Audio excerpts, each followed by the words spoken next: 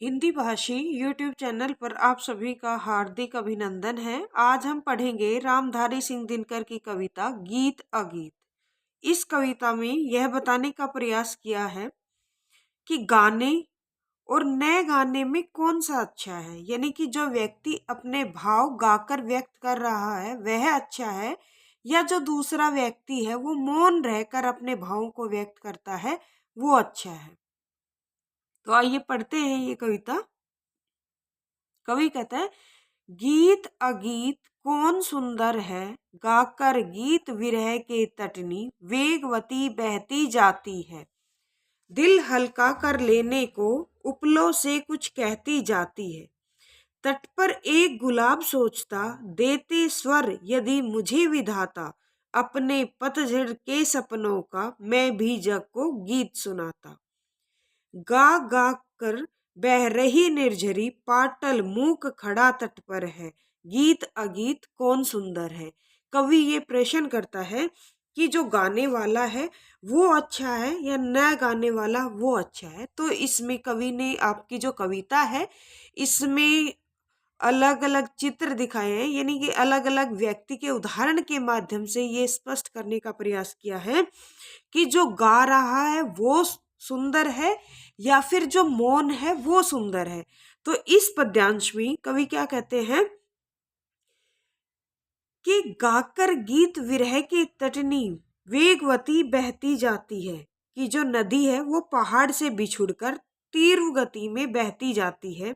और पहाड़ से बिछुड़ने की जो विरह वेदना है उसको वो किससे कहती है, पत्थरों से कहती जाती है। और ऐसा कहकर वो अपने दिल को क्या करती है, हल्का। इस पद्यांश में जो उपलों शब्द आए हैं उसका अर्थ है पत्थरों।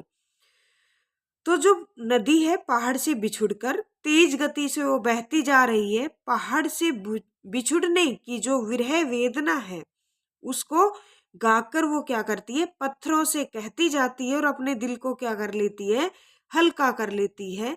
फिर कवि कहता है, तट पर एक गुलाब सोचता, देते स्वर यदि मुझे विधाता। उसी तट पर यानी कि नदी के किनारे पर उगा हुआ गुलाब यह सोचता रहता है कि यदि विधाता मुझे स्वर देते तो मैं भी अपने पतझड़ में जो मुझे कष्ट होता है, जो विरह होता है, उसके सपनों को मैं भी किसको सुनाता, पूरे जग को। अपनी जो व्यथा है, अपना जो दुख है, उसकी बीती हुई क्या है, मैं जग को सुनाता, इस संसार को सुनाता।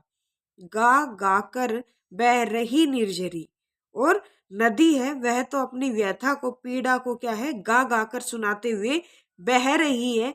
पाटल कूक खड़ा तट पर है, और जो गुलाबी रंग का क्या खड़ा हुआ है, गुलाब का फूल नदी के किनारे पर चुपचाप खड़ा है, वो क्या है, मूक है। गीत अगीत कौन सुंदर है। कवि इस दशा में प्रश्न करता है कि नदी का इस प्रकार गाना सुंदर है या गुलाब का चुप रहना सुंदर है, अर्थात इन दोनों में से जो श्रेष्ठ है वो कौन है। आगे कवि कहता है, बैठा शुक उस घनी डाल पर, जो खोते पर छाया देती। पंख फूला नीचे खोते में, शुकी बैठ अंडे है सेती। गाता शुक जब किरण बसंती, छूती अंग पण से छनकर। किंतु शुकी के गीत उमड़ कर, रह जाते स्नेह में सनकर। क्या कहते कवि, फिर आगे कहते हैं, गूंज रहा शुक का स्वर वन में, फूला मगन शुकी का पर है। गीत अगीत कौन सुंदर है। कवि कहते हैं कि एक तोता है, वो पेड़ की घनी शाखा पर बैठा हुआ है, और उस शाखा के नीचे, उस शाखा पर वो बैठा हुआ है जो शाखा उसके नीचे बने हुए घोंसले में क्या देती है, छाया दे रही है। और घोंसले में क्या बैठी है, एक तोती बैठी, एक मैना बैठी हुई है, और वो अपने पंखों को फैलाकर अपने अंडों को क्या कर रही है, सहेज रही है।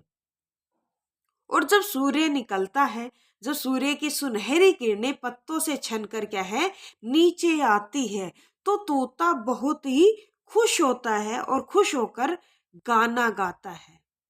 दूसरी तरफ जो तोती है उसके मन में अनेक गीत उमड़ते हैं और उमड़ कर क्या है वो गीत कैसे हो जाते हैं कि उसके होने वाले जो बच्चे हैं उनके स्नेह में वो डूब जाते हैं।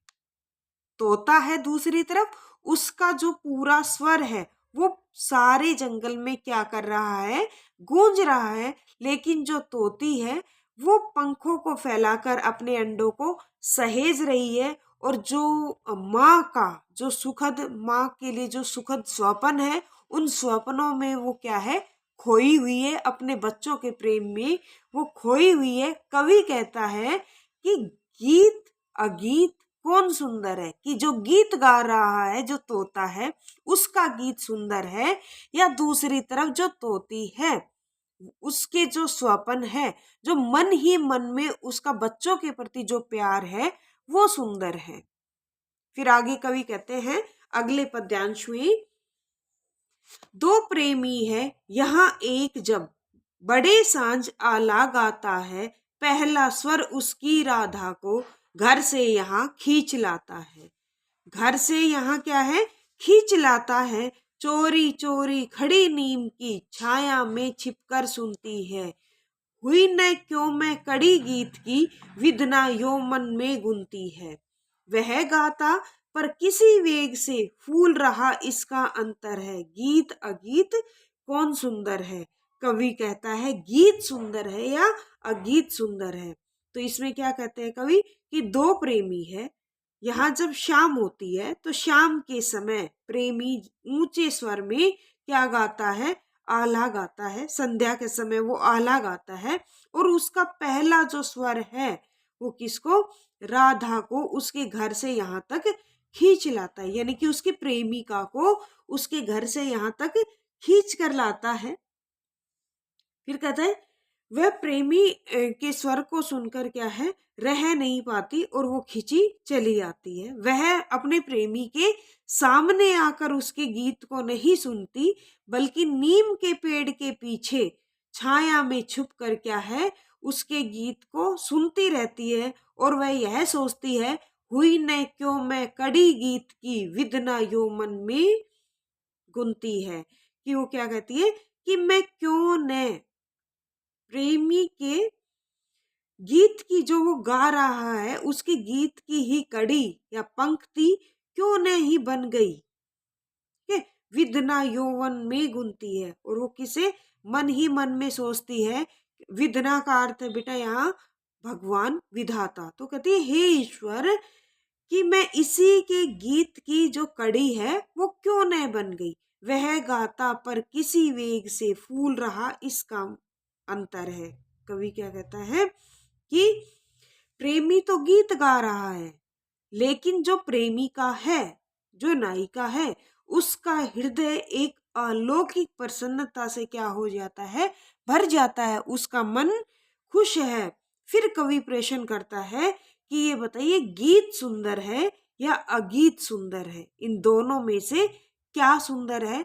तो हमने पढ़ा जो आपकी कविता है गीत अगीत, इसमें कवि ये कहता है कि जो व्यक्ति अपने मन के प्रेम को, अपने मन के भावों को बोलकर व्यक्त करता है वो सुंदर है, या जो दूसरा व्यक्ति मन ही मन में उसके प्रेम के भाव उमड़ते हैं वो सुंदर है। धन्यवाद।